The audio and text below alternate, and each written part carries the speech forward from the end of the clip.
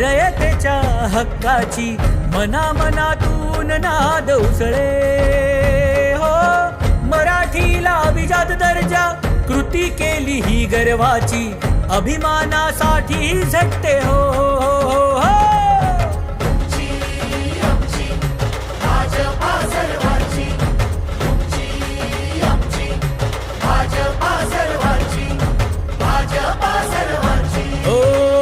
जनकल्याणार्थ आखले समान धोरण जाती भेदाचे ना कधी केले राजकारण समाजात बांधले हो समतेचे तोरण.